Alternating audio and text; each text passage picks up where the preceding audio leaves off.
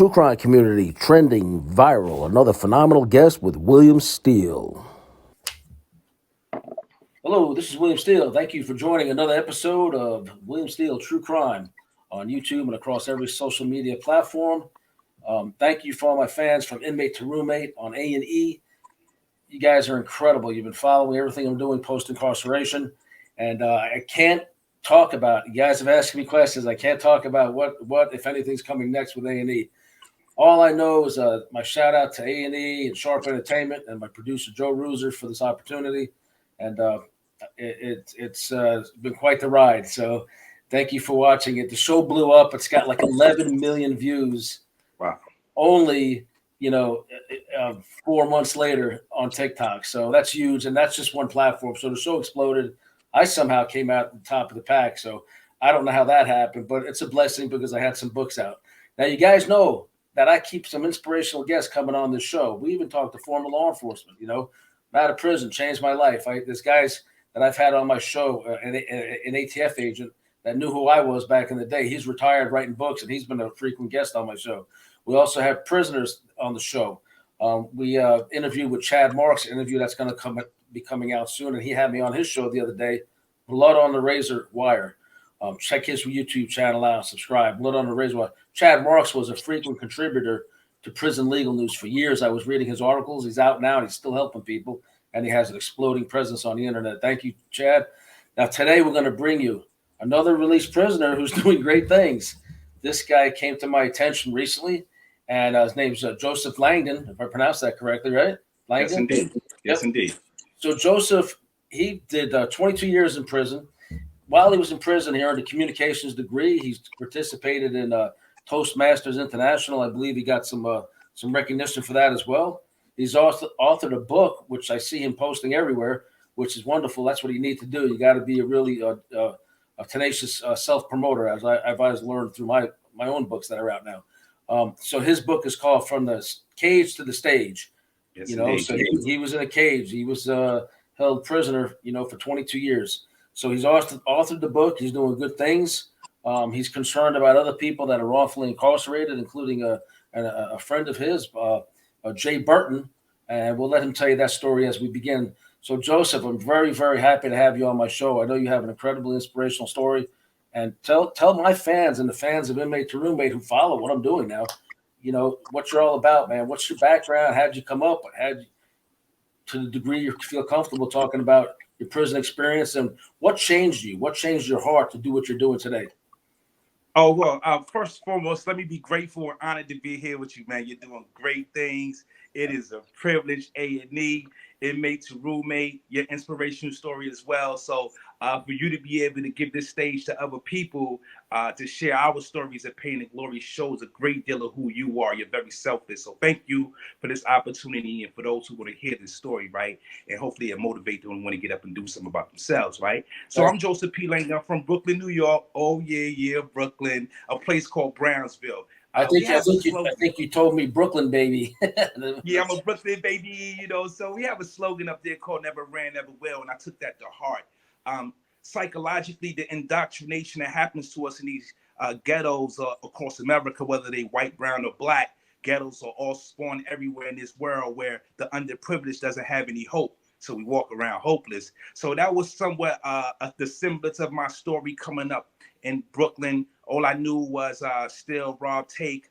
Unfortunately, that was something that I accepted in the streets because I had a phenomenal mother and a stepdad who are still together at this present moment, who gave me everything I needed, food, clothing, and shelter. So I can't give you that typical story that my mom was on drugs and my daddy was in jail, because that wouldn't be true. So being honest and stand up is what we're here to do. So unfortunately, along the way, juvenile halls, group homes, foster homes, the average story that happened to the inner city street dwellers, you know what I'm talking about. For those who don't know what that means, the average kid that just walks around, whether it's Bensonhurst, whether it's Bushwick, whether it's Manhattan, Lower East Side, or whatever the case may be, Arkansas, there's always trouble to be found, and I was the one who found it, believe it. I always found the trouble, and that trouble just festered. It grew, snowball effect, which led me into a place where I hope that no one winds up and those who are innocent get an opportunity to emerge from that graveyard. But prison was my destiny that I believed. I wrote it myself. It wasn't God's plan. I guess it was my own plan because God wasn't great for us, right?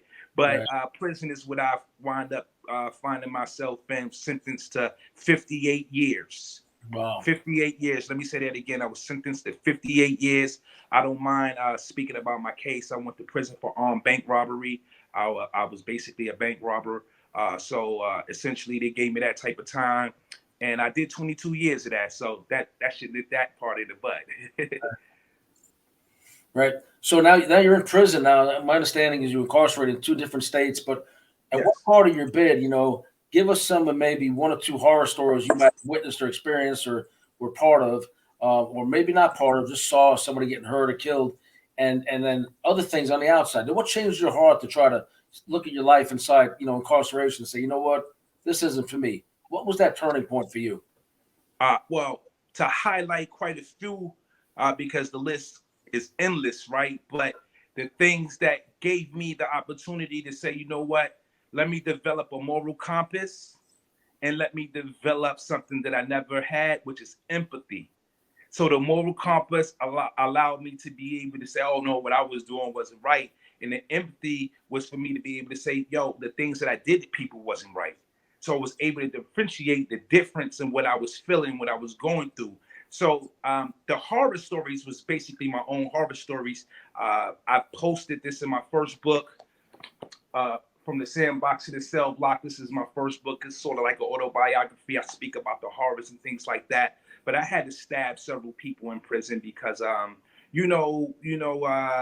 you go in there young with this type of time, you hear all these different scary stories. Now, I was in juvenile, I was in group homes, I was in foster homes. I was able to navigate through those things with no problems. But when you hear about the big house now, you talk about the big house, it's like, uh-oh, don't drop the soap and all those different things. And then, where I come from, I didn't have the right complexion for the connection because they used to say light-skinned dudes get raped in prison. I'm sure you heard that story, right? Mm. Pretty boys and all that. So I went in there looking like Freddy Krueger. I felt like Freddy Krueger. I thought I was Jason, and I also thought I was Pinhead all in one, the Hellraiser, right? Because I wanted to survive, right?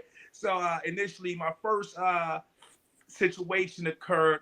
I was locked up in 1998. So my first incident, I would say around 1999, I stabbed a man several times because he stole my food. I know that might sound crazy and deranged, and that's not something that humans do on the regular basis over food. You don't stab people, right? But in that environment, you have to become a shapeshifter and you have to be able to stand the test of time or you won't survive. So I had to encounter several stabbings. Out of my 22 years, I did about 14 and a half of those years in segregation, isolated. And that's where I found myself, honest, to be honest with you, to add on to your other question, was what changed me from being that type of person. All reality, I was never that type of person. I just was trained to be that type of person. Right. And when you're stripped naked, as you know, because you did 18 years yourself. So being stripped from that situation, you're forced to deal with yourself. And two things is going to happen. Either you're going to be go through the fire and be refined, or you're going to go through the fire and you're going to succumb to it, right? And you know that better than I do, how many people perish mentally incarcerated. So what changed me was seeing my mother, getting older, my brothers and my nephews and my nieces that I was seeing behind fences and pictures. And then a couple people came into my life as well. I have to give them contributions that might have came in the form of an angel, but was just a human being. And I just paid attention to the signs. So overall, I met this one guy named Kareem. He gave me some information. I went and studied Toastmasters. I became a international speaker in Toastmasters. I fell in love with the art. I got my CC, which is my competent communication license. I did that in like 6 months, which is kind of like unheard of. But I had a raison d'etre. I had a love for it. I just had so much compassion and drive with this speaking because I knew that was what got me in jail anyway, speaking to the wrong people. So now if I speak to the right people, I can elevate and change my brand. So that's what changed me, just knowing that there's people in society, young people, most importantly, I wanted them to dream bigger than the small dreams that I had when I was their age, you know? Hey, Joseph, how long have you been out now? I've been out 2 years. 2 years. Okay. So just a few months longer than me. I think I've got a year and a half now. So, Yeah. you, I've been you out know, 2 years. after all those years, I'll tell you what, man, how do you feel like still going into like a big store, like a Walmart or a Costco or something? Well, I'll be honest with you because you can identify with this. That's why we both can laugh at this, right? And we're not laughing at the situation or the severity of our consequences. We are laughing that we survived, and we laughing that we had a second chance. And we told God, if He gave us a second chance, we won't need a third one. That's why we can laugh at this, right? Yeah. So walking into these Walmarts, I was actually in where did I go today? I think I went to Kroger's or something like that. Right. And it's seeing all these different people moving in their own harmony, thinking what they thinking. Being in an institution like prison, you're surrounded around 90% of the people are still thinking criminal thoughts or maybe even survival. So they might have a knife or this. So when you're around a massive amount of people now in society as a civilian, you have to keep in mind that these people are just living their life, right? So Right. it's a transition that I had to make. And I believe I made it very well because I always dreamed while I was incarcerated. I always looked in the mirror, even despite my circumstances and the negative environment I existed in, I still was able to look at the mirror and say, yo, this is what I'm going to be when I get out. Even though it might be a long time from now, I was able to design myself and prepare myself for Walmart or prepare myself for Popeyes to be a civilian, right? That's what it was about for me. I just wanted to come home and be a civilian, My thing was about like going in these places, even to this day, the wide open spaces, gigantic buildings, people, like you said, in their own world, no one's looking at you. We're in prison, Yeah. especially, in the South, it seems. I did time up north too. They're watching every damn move you do. Whereas I did time in New York, and you better not be watching what another man's doing. You keep your eyes to yourself unless it's your friend is saying what's up. But I did a lot of time in the South too, and it seems like that everybody wants to be in everybody else's business. But in the stores, it's like, people are living their life, but you still feel like all eyes are on you. You're like, but they're living their life. And then the big spaces and the gigantic selections. Like, I still struggle with like going out in the rain because you never get out in the rain. You know how that is. You don't get out. They close the yard. Or nighttime. Where do you go at nighttime unless you have a medical emergency? You don't go anywhere. So now I still, if I'm out, it's dark out, just driving through, wherever you drive, it's just, to me, it's still surreal, man. And I noticed when I slowed down, because I'm like you, I started writing before I got out. I started doing positive things before I got out. So I didn't just go from this prison mentality to the street, and say, holy crap, big transition and self-destruct. No, I went with a focus on what I was going to do, which is my true crime channel, helping people, crime victim advocacy, and we work with people who are wrongfully incarcerated. I was going to do this and put out more books. I have 2 more books coming out. So I was working hard at that. I was working with an A-list screenwriter. So it eased the transition, but it was still dreamlike. When you first get out, it's like, and to this day, if I slow down for a minute and I'm not staying busy, I still feel like dreamlike stays. I can't believe I'm out still, Yes, you're right. Can you give me 1 second? Let me grab this charger. I don't want this phone to cut off. Okay.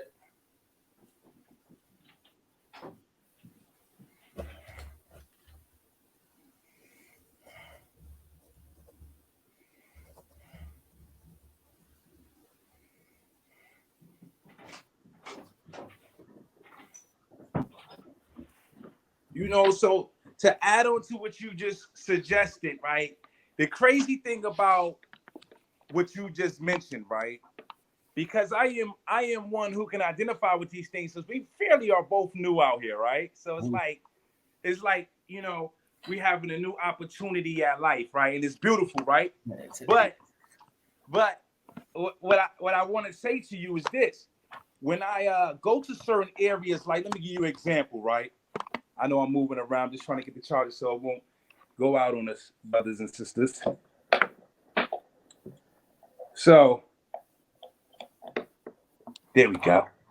So when I went since I've been out, I've been speaking in different areas, different places, right? Telling my story about my main goal with this whole ideal of walking around or speaking to people in society and telling them what I've been through is literally to do prison prevention. Right. I mentioned prison prevention. We hear all these stories about, you know, what you should do when you get out, or, you know, let's help the prisoners. Let's help them before they become prisoners. And it's not really hard to do, because if you go to any gang infested area, any mob infested area, any whatever, mafia, or, you know, any type of cultural criminalization type of thing, outfit or whatever, right? And you say, hey, listen, we're going to teach you business. We're going to teach you finances. We're going to teach you branding. We're going to teach you how to build a trademark. And all you have to do is pursue it. We're going to put everything before you. And we're going to make it simple for you to comprehend. How many people you think would choose prison over that? Well, I agree with you, but you have to realize that the approach can be tenuous, because if you get somebody that's already a member of any of those groups and they're active, then try to draw them away from those groups, you can bring other kinds of problems on yourself. Of course. I guess the ideal is to catch them before they join them. That's what I mean, the prevention. So, for example, I went to Scared Straight programs when I was younger. They took me into prisons, Lawton Prison in DC, pretty scary place, pretty big, buff, scary looking guys. And they talked down to me to scare me, opposed to giving me a better understanding of what my life can become. Like right now, you can go to somebody, a youth, and say, hey, listen, I've been through this, I've been through that, you know, jury, prison. Now I'm out here doing true crime, doing a great job at it, by the way. Thank you. They will listen to you opposed to listen to somebody who's just been sitting behind a desk for 30 years studying this, right? Right. They have a degree, but no life experience. Exactly. Your experience in this realm of life is the best teacher, because we can show a clear, thin line. Hey, listen, this is what I was before I went to prison. I was young, thriving. Now look at me now. I'm in my 40s, 50s, or whatever the case may be. My whole life is taken away from me based on bad decisions, right? So that's all I'm trying to speak to the world. So that's why I wrote this book first, to explain the reality from the sandbox to the cell block of what happens in prison, what happens, why we go to prison. The vast majority is who go to prison, we known each other in juvenile hall. So it starts there, right? Right. And then a lot of people ask me this, you know, I'm sure you've been asked this too, William. Hey, how was you able to come out here and make the transition after doing such a long period of time of incarceration and then become a beacon of hope, right? We are once was a blueprint to a clear shot to prison, right? You followed us, you followed prison, right? But now we're more so a clear shot to winning, success, motivation. And that is something that propelled me to write this book right here, Mr. William. From the cage to the stage, blueprint to success. Okay, for my fans and my audience here, you know, I will let you know that the links to his book will be in the description. If you want to buy these books, please support him. We'll have all the links in the description about these books and the information to get to him. He's also just started a YouTube channel not long ago, which there's a little background noise on your end. Like, something moving over there? Nah, I ain't doing nothing. Okay, we had a little feedback or something. So he's also just got a the YouTube channel. It's I don't have it in front of me. Rich Mindset TV. Go to YouTube channel, Rich Mindset TV, and subscribe. Hey, I don't know what happened, y'all. The devil is crazy when I was talking about some very prolific stuff, right? Prolific. Hey, look, let me mark where you came back in that right now. It's 24:15. All right, 24:15, and we're gonna pick up where we left off. So you were holding your book up. Yeah. Tell me about your book. So, from the cage to the stage, blueprint to success, I speak about very important things, such as communication, self-motivation, leadership, fortitude, and the execution.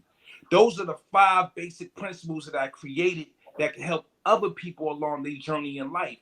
Why communication, self-motivation, leadership, fortitude, and the execution is very important. For one, the world is guided by communication. Everybody speaks. We bring life with our words, or we can create death with our words. We can manifest righteousness with our words, or we can manifest the worst things that we can ever think of. Believe me, I was a victim of it, right? Self-motivation, every day, we have to get up, make it happen. We can't take no's as a yes, right? First and foremost, we have to work extra harder when you're coming from an environment where you had nothing and you're trying to have something, right? So you have to be self-motivated. You have to get up every day and do it. Right. Number 3, leadership. Think about this, William. Now, everybody can identify with this. I don't care if you're in a gang. I don't care if you work for a hospital. I don't care if you're in the army. I don't care if you work in the church. Leadership is something that we all personify and we bring to the forefront. That's what we do. We train other leaders, right? So give you an example. If you go on McDonald's right now, no experience, you say, hey, I want to be the supervisor. The first thing they're going to ask you is, hey, you ever worked here before? Even at McDonald's. No, I haven't worked here. So what makes you believe that you can lead other leaders? Because you have to have a certain type of mindset to be able to tell other people what to do. So leadership is something that we produce, right? And number 4, this is very important, which is called fortitude. The ability to have a mental mindset that no matter what happened, I'm going to keep going. Don't matter what my situation is, I am going to keep going. And this book shows you that. But without this, which is number 5, the execution. I always do this. You need strength to do the execution. A lot of people start on things and never finish it. Right. Songs, poems, cleaning their yard, cleaning their house, getting away from their new girlfriend or their new boyfriend. They just want to get rid of all of these things. But I just interviewed Anthony Caliento. Anthony Caliento owns Caliento Foods, Italian guy, and they just made a movie called MobKing, MOBKING. Wow. This movie is about to be released. Him and Cyril DePazio. And this man's a successful businessman in his own right, and he's making movies now. Okay, Anthony, and he said exactly what you just said. Do not start something you're not going to finish. He said, I will not do it. He said, I finish it.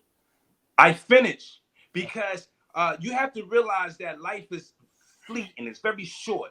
So whatever you do, you have to start build on your legacy.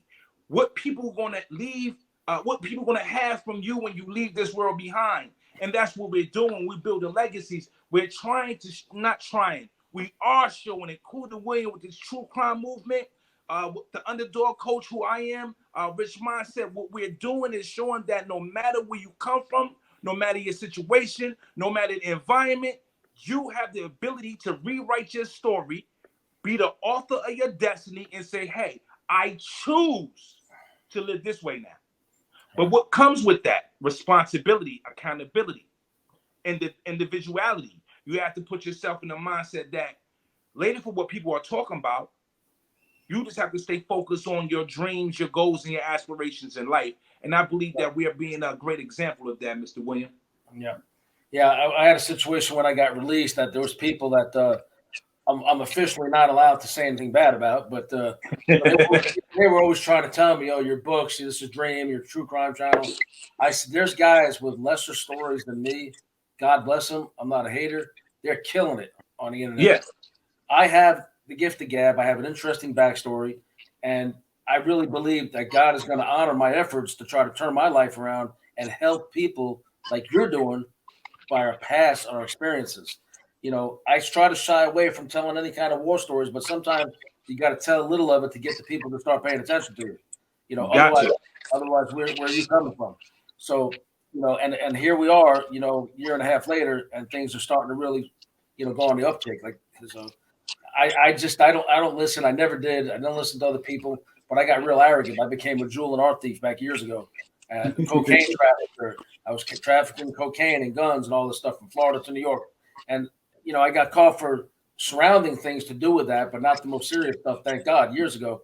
Thank God. But I saw the light. My seeing light was, not talking to my family for a long time, losing my mother. She passed away this big when I was in prison. My sister's stealing my inheritance, so I forgive them. I'm not happy about it, but it is what it is. And success is the best revenge. So, I'm living my best life, man. I've got this other TV show coming up, a cable station that I have, a once a week show, probably maybe even two times a week, and a radio station, plus all my true crime and podcasts. So if you guys want to like and subscribe to my stuff, keep it up, hit that like and subscribe button. Also on Joseph's channel, please subscribe, check out his books, and just hit that like and subscribe, because especially for us who are new at this, you subscribing to this gets us to a level where then YouTube allows us to do better shows and allows us to earn a living from what we're doing. And we're trying to have on inspirational guests. I know I am. I'm sure you're moving in that direction. So I'll let Joseph finish the story. But please hit that like and subscribe on his channel and my channel. And we thank you for your support. I want to say this about what William is saying. Know and understand what we're doing. It may seem easy, right? That we can throw nice suits on, throw our nice spectacles on, show our beautiful work, the hard work and dedication we've done. But I have to admit, it has been a very hard path. This is not something that that's right. Showing what you got. See, this is hard work and dedication. This is something that we dreamed about while we was incarcerated. Through our hardest parts of our life, we had hope. And the hardest thing to do is to defy the odds. That's the hardest thing to do when your destiny or your name or what people think of you has been cemented. And it's hard to change people's opinion of you besides your hard work and dedication. And I believe that we're doing a great job at that. I don't let the haters get me down anymore. I didn't even know what a troll was, man. I got out and like the network, like, don't deal with them. We'll deal with them. Or plus my attorney. Now, I don't know how much you've seen of Inmate to Roommate on A&E. Yeah, I watched the whole thing. Yeah. That look familiar? Hey, that was a beautiful show, man. So that's Screen News. Now, tell your fans and my fans, on Inmate to Roommate, episode 1, this was on my wall. I'm not saying no spoilers because it's on their trailers. This sign was I had to live by somebody else's rule. And these people didn't want me using the internet. They didn't want me looking at an R-rated movie. So I was subject to all that, and I can't tell you how it played out. You have to let the show speak for itself. But what do you think of the show? Just before you continue on the rest of your book, what do you think of Inmate to Roommate? Let me hear your opinion. Honestly, so first and foremost, let's give a big shout out to my guy Bill Stacks, right? Bill Stacks, right? It's my guy right there. Bill Stacks told me about you. He said, "Hey, listen, man, I got this guy, man, William, man. Still, y'all guys, y'all work together real good." This was months ago. Yep. So I said, okay, let's see what's up. Because Bill Stacks, he's a phenomenal guy. He's never told me chat with Stacks. Yeah, chatting with Stacks, right? So I say all that to say this. That's what made me go to the show. So I never seen a show like that, quite like that, right? Where you're coming straight out of incarceration, not knowing who these people really are in terms of their personalities and how they sleep, how they live. And for you to be able to come out there and take advantage, you're taking advantage of the opportunity that God placed before you, right? So what intrigued me about the show, and for those who have not seen it, I advise you to go watch this show, man. Man, from Inmate to Roommate, with my guy, man, William Still, man. Listen, this is on A&E, y'all. Now, what really pushed me to the tears, right? It was your authenticity, right? You was funny, right? You was able to take an opportunity despite being somewhere you never been, right? Around people you never been around. Right. And at this moment, right, still shining your light, right? So I want to give big shout outs to A&E for that experience, because what it done, it let people see that we are human. Yeah, absolutely. Thank you. The human part of us, because they think, we come out of prison 10, 5, 20, 30 years, that we're animals, right? But what you was able to do was just show, no. Yeah. we're humans, and I don't like what you just said. you'll tell a person about what you feel. So that was a great show, and I wish that continued, man. That's something that really people who may not want to watch a prison movie like a Lockup or Prison Break, or it gave them information from a human perspective, because these people were civilians. You know what I'm saying? Right. And Joseph, you was the one who was incarcerated, so it was a fantastic show. And I'm a Brooklyn guy living in the Midwest, so the people here are wonderful. I'm still out here filming a few things, but what really gets me is to put on the TV and my all-time favorite prison movie, Shawshank Redemption, and on just about every commercial, there's my face with a trailer for A&E during Shawshank. Shawshank's on the screen, and on the bottom is saying, "Stay tuned for inmate." And they had another show on there, 60 Days In. My show, 60 Days In. My show blew 60 Days In out of the water. I did an interview on TMZ Live with Harvey Levin. I've seen it. Yeah, that thing got like 7 million views across all platforms, probably more than that by now, and Fox TV, whatever. But I just know, man, God is good, man. I have an obligation to share these blessings and just try to have guys on like you, try to reach out to kids. I'm getting invited to churches, universities. I'm just being, handed these opportunities, which are good, but still trying to, find ways to earn a living through it all.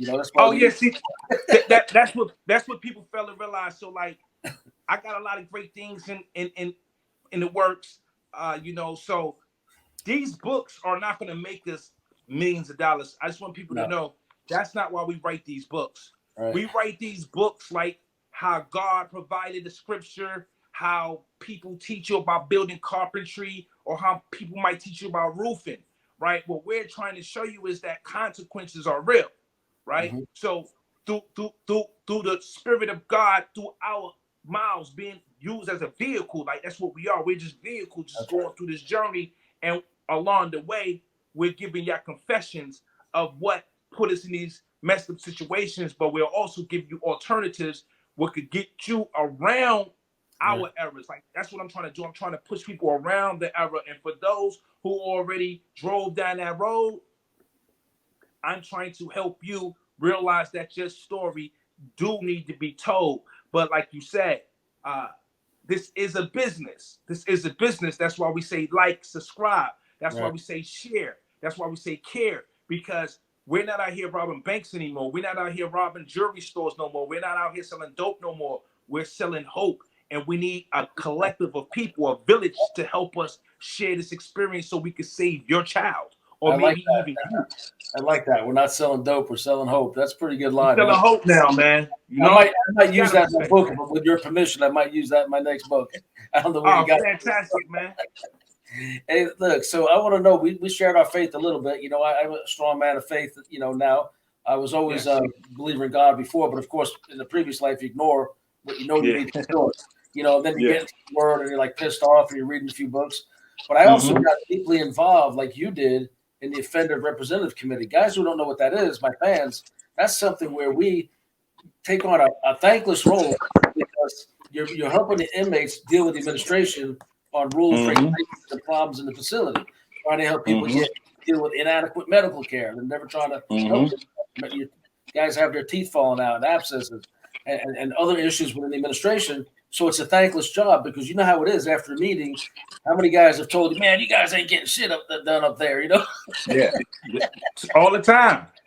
I even said it. So, I'm a big fan. It gets discouraging because they do it, I think, to hear us convey the concerns and problems in the compound, like a way to inadvertently spy on the compound by using that. But there's very little news that comes out of these damn actual meetings. The board and administrators are stuck in their ways for the most part. So it's almost like an exercise of futility, man. And you come in there, man, they close you to call me New York, man. New York, you need to tell them, give me that role. I'll go up there to give you. But it's one guy, he wanted to come in there and tell the warden, I guess, a guest one time. And he was a leader of a certain, gang, and he was telling them, "Look, we need to put the damn Jolly Ranchers back on the commissary. I can't make it." He brought that to a meeting. I said, "That's not what these meetings are all about, man. They're not about getting more sugar on commissary. They're about trying to help each other, man." It's about curriculum. It's supposed to be about. But you know what? Well, I'm gonna tell you a funny story, right? When I got into the Toastmasters International, right, the speaking, the whole circle of these people, you wouldn't expect them to embrace our voices, right? Because Right. you know a lot of them work their whole life on stages, traveling around, trying to share what they've been through or sharing what they've been through. But being a speaker isn't something that you're trained to do. Right. Being a speaker is something that you're born to do. So you're saying that Toastmasters taught you? Yeah. So at Toastmasters, I realized that people in society think that a speaking, you know, is something that you're trained to do, which in some instances it is. You have to learn the art of being able to tell the story, ups and downs, being able to get it very emotional. But when you think about the Bible, right? When you think about Joseph, when you think about Paul, when you think about Peter, when you think about all these different phenomenal individuals, right? They was born to speak. They was born to come and tell you what's going to happen to you if you don't listen. And that's what we are. Not prophets. No, I would never put our small humanity compared to the greats. However, we are messengers. And there's somebody that we're going to help or someone that we are helping, right?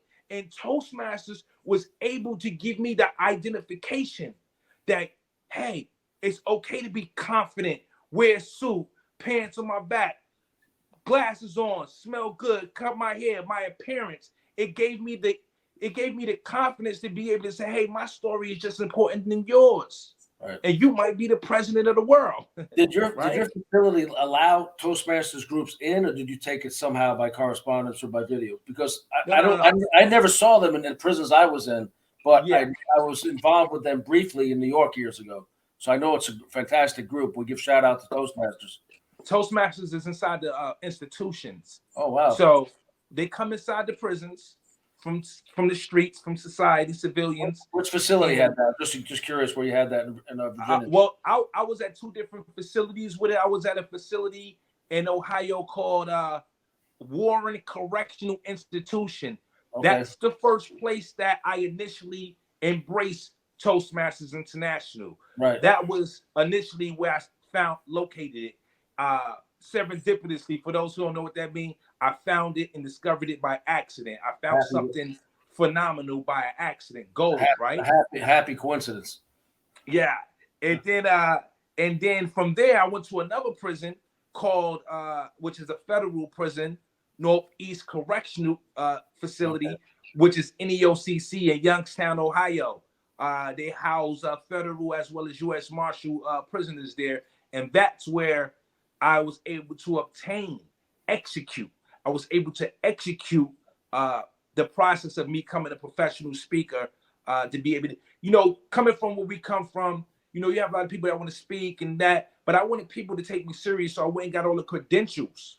The same credentials that all the greats have, I went and got it myself, not to be able to say, hey, look at me, I'm just like him. No, but just to give respect to the game, the speaking game. I wanted people to take me serious, those who are already been doing it for years, for them to be able to embrace somebody like me. I wanted to be able to show my credentials that I sat down and worked hard on my craft so I could be the best that I could be to tell this story, right? So you already knew you were going to come out telling your story and trying to help people. You just wanted to be more polished in your delivery. Exactly. Well, I didn't know. No. Initially, my goal wasn't to come out and help people. No, that's not that. I would be lying to you, right? I didn't know what I was going to do. I didn't have no clue. My last, I say, you know, I did 22 years. So up until my 15th year is when I realized this is what I was going to do. Right. So prior to that, I was just running around doing what people do in prison, right? Smoking, you know, whatever. The things we do in prison, I'm not going to get into that. People, you know, if you know, you know. So I went from that to having an epiphany and falling in love with communication. I always was a speaker. Like I said, we are born speakers. I was always a leader. I was always one who had my own opinion. But to convey, hey, listen, we can do better, and being able to show receipts, proof that you can do better, right, is different than just lip professing. I knew that I was going to come home around my 7th year, around my 5 years left. I knew I was committed to being able to come out here and help somebody else evolve as well. well how have you been received by your family members and the people that knew you as the new man that you are? And what are you doing with your life today out of prison? I know you're speaking as much as you can. You know, how are you getting these engagements? Who are you really plugged into, and who are you staying away from? You know, and what are you doing now, and what's important to you as far as family? Okay, so the first question, as far as my family, keep in mind I was 19 years old when I went to prison. Came home when I was 41 years old. Wow. So 19, up until the age of 19, all they knew about me was stealing, robbing, taking, selling drugs, going in and out of juveniles, group homes, and foster homes. So it's pretty hard to convince somebody that you're resurrected as a new you.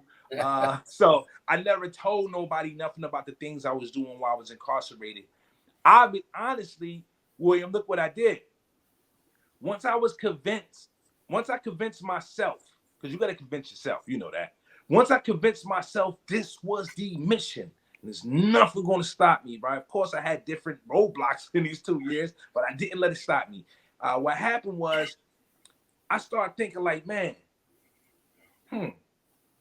if I keep doing this without telling nobody, they won't be able to see. Because, you know, we able to look at TV, we're able to look at videos, we're able to look at pictures, and we can see them people out there, what they're going through. But they can't see what we're going through in the dark.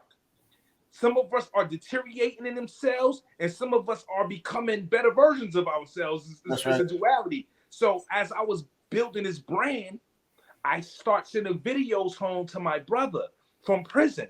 I would use the prison phone, and I would send it to him speaking to the world. I was setting the stage. This was years and years before I even got out.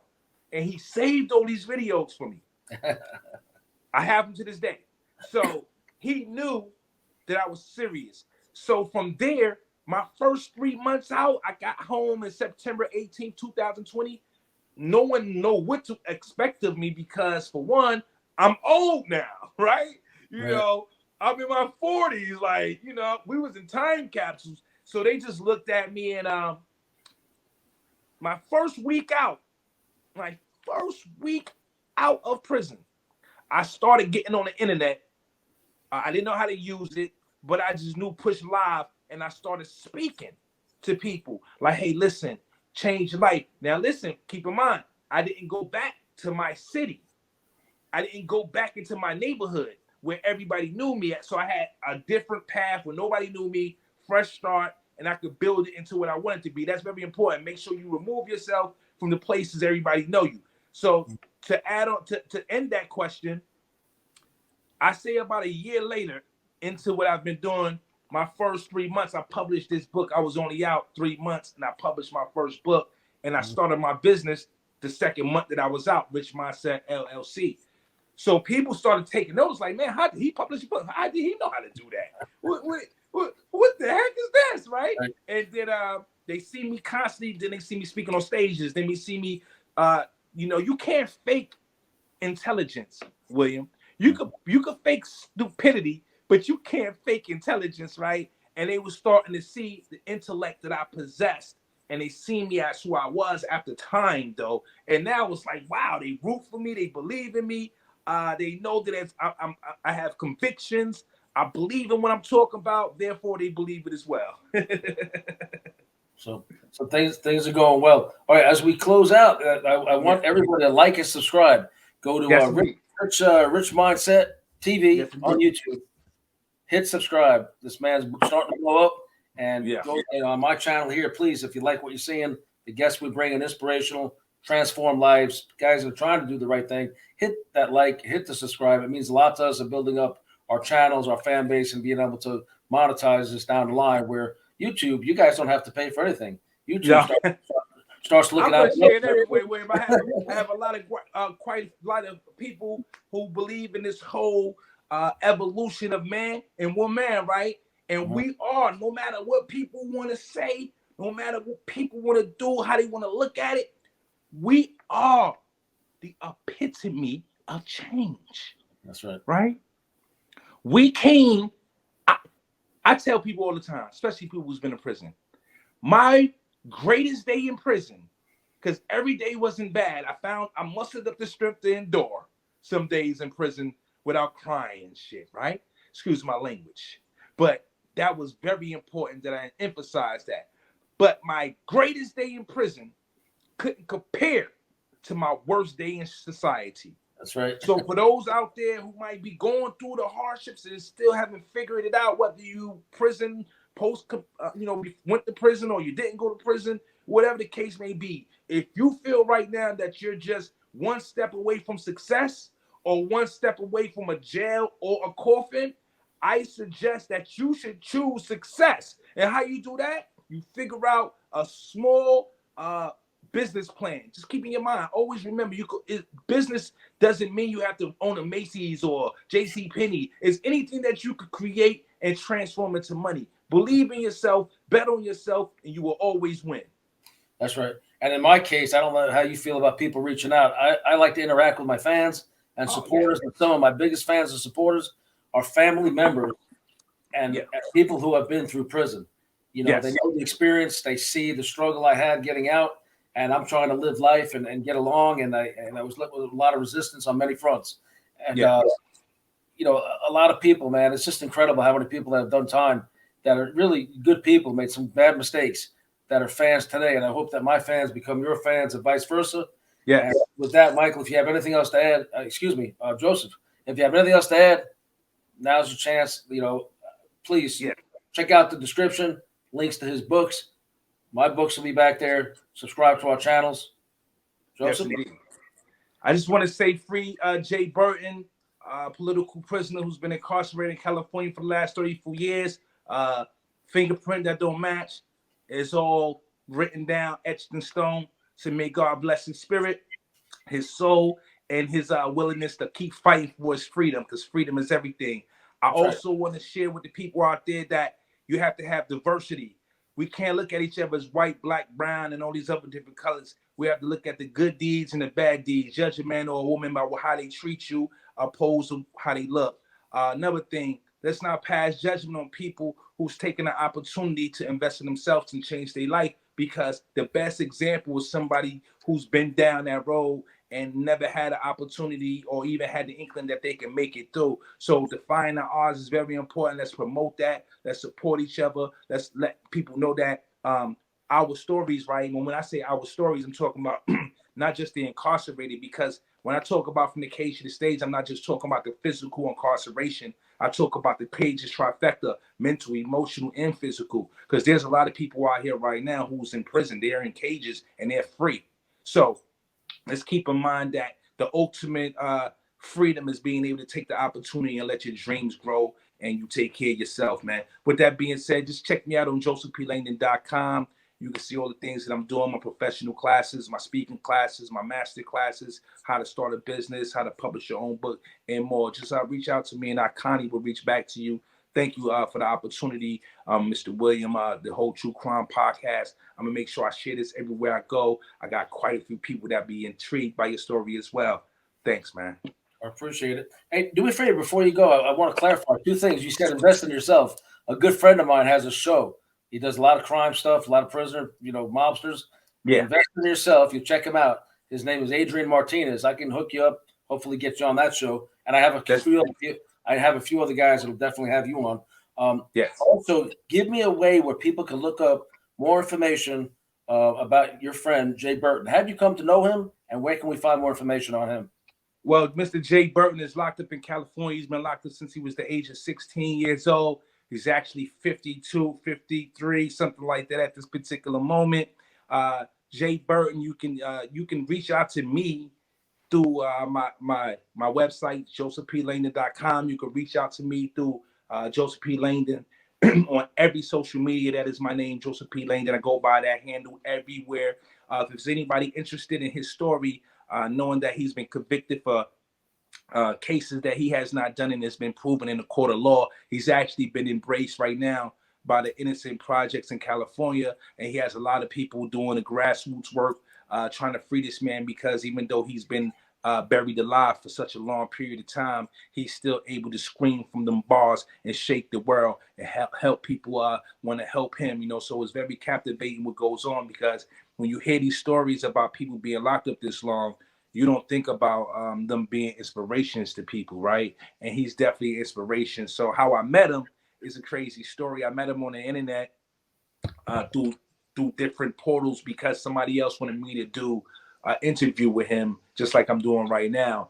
And I wasn't able to do it that day. So I reached out to him just to see his story. And when I found out the story, I was intrigued by it and captivated. So I reached out to him, and that was over 2 years ago. And I've been his comrade ever since, and his fight for his freedom. And like I said, anybody that comes across Mr. J. Burton after 33 years of incarceration, you'll quickly realize this is an intellectual person, loving, caring, and he's also changing the world, even though he's in the world that changed him. You know what I'm saying? So what facility is he in? Because we work with people that are wrongfully incarcerated as well, and we're going to be starting to tell a lot more stories on here. We represent a guy out there, and I'd like you to look him up and show him some support. It's okay. The website is freedavereinhardt.com. We'll put that in our description here when we get this up. Free Dave Reinhardt. He's doing 50 some odd years. He's completely innocent. His family set him up, and a corrupt lawyer stealing inheritance from him in millions of dollars. And he's been in I don't know 20 years almost, man. You know, and Dave calls us all the time, and we're trying to do what we can, but you know the challenges. So what facility is Jay in? I think he's in he's in Carson, California. I'm not exactly which one, but what I will do, I will get all his information for you, and I will send it to you DM today, so you can post it, so people can reach out to him. Actually, what's interesting about Mr. J. Burton, the NBA team was just up there in the prison that he was at. Couple NBA players, they volunteer. Danny Green, I'm sure people remember Danny Green from the Boston Celtics, LA Lakers, blah, blah, blah. So they did a documentary on this particular prison and these former gang members, and how they was able to go from these mindsets of, you know, savage living, kill or be killed, based on the environment. They was born like that. The environment just created that, or made them believe that they had to become that to fit in. So to see that they made this video, actually went viral right now, with these guys talking about their situation and how they are able now, from them very cages, to give information to the youth out there to prevent them from coming in these situations, right? Based on people being more open-minded to incarceration. Not only more open-minded, but now understanding that the 90s laws created a massive incarceration wave where it went from punishment to business. Let me say that again. The Truth in Sentencing Act, which you know, Biden and them were behind. He called everybody animals and predators and everything else, you know, then, and now he wants to try to say he's going to help people in prison and all that. Well, guess what? He's behind most of these laws that put us all in there for 85% and all this other nonsense. Exactly. You know, and took out all the programs and any opportunity to change. Because guess what? Recidivism is big business. They don't want to see you guys like me and you out.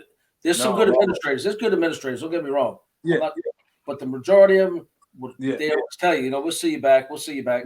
Oh, I've been told that. Hey, William, listen. This may sound crazy. Nobody walks up. We all know this. And for people who don't know this, if you see a person out here who came out of prison and they've been doing the right thing constantly, consistently, that's not something they just did when they came out here. They was practicing that behavior before they came out into society. You can't just leave a prison just from stabbing somebody that day and then come out here like it's all good. No, this is practice behavior, learned behavior that we put in our minds what consequences was, and also we realized if we do it like this, we can benefit this way. So long story short, what I'm essentially saying, all the money that I robbed from that bank couldn't compare to me working 2 years in society as a civilian. I tell you what, there's the programs, just so people don't think, well, You two guys came out okay. You guys both talk about programs and college courses. Well, guess what? It didn't exist when I went in, and I was one of the people fighting to get it approved. And we finally got some college courses in, and the college donated their services and their credits. I actually took a course on Martin Luther King, Love and Poverty, Poverty, and from Washington Lee University, an Ivy League university, came and brought their students in, and I was blessed to be part of it. And I only thought he was the "I Have a Dream" speech, and a couple of quotes here and there.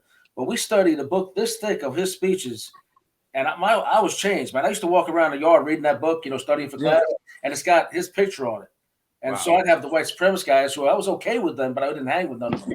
New York, why are you reading about that dude? I said, man, why don't you try reading it? Open your eyes a little bit, You know what's crazy though, William? I was cool with the white supremacist guys too. That might sound crazy to you, right? Well, when they're together or behind your back, they're probably talking all kinds of crap, some of them. I wasn't cool with them for that reason though, right? I was more so cool with them because I knew that I needed to be able to challenge myself to be able to talk to all different types of people. Yeah, I was the same way. I try to get along with everybody, but in prison, how it is, you can't please everybody. Everybody's going to have can't please them. All right, listen, we have to wrap this up. From them, though. We have to wrap this up. I'm committing to have you on again here in the near future. Oh, but man, also, all the time, man. Same thing with myself, I want you to come on, not only talking about more things like we're talking about, but I want you to talk about Jay Burton. We're going to do maybe a 30-minute segment dedicated to him, and have links to people that are helping him. And for my part, please put word out there about free Dave Reinhardt. Just send me the link. Listen to what I'm saying. We friends now. We brothers, right?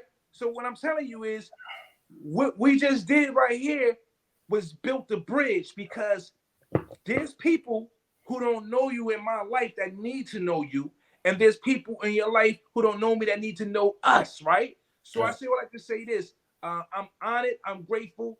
I'm going to share once you publish this video, this testimony. I'm going to share everywhere. I'm about to bring my show back. Rich Mindset. I was doing phenomenal on that. I'm going to have you up there because I know people will enjoy you and the things that you're doing, man. Real talk, man. Yeah, I appreciate that. We keep it positive, and thank you for that. You're doing good things, Joseph. I'm glad. Thanks, man. Hey, thank you for your persistence, man. I see you posting all the time around my material, which is cool. And sometimes, as busy as I've been getting, I don't like forgetting about anybody.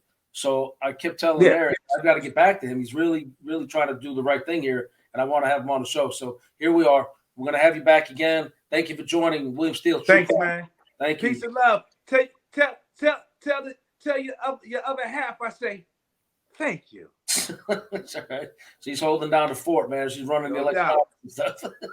Because I know how understanding our craziness can be, So I want to salute her. We did this off camera. All right, brother. Take care. Love. All right, bye. This is William Steele. Thank you for joining us. We appreciate your support. Please remember, hit the like and subscribe button now.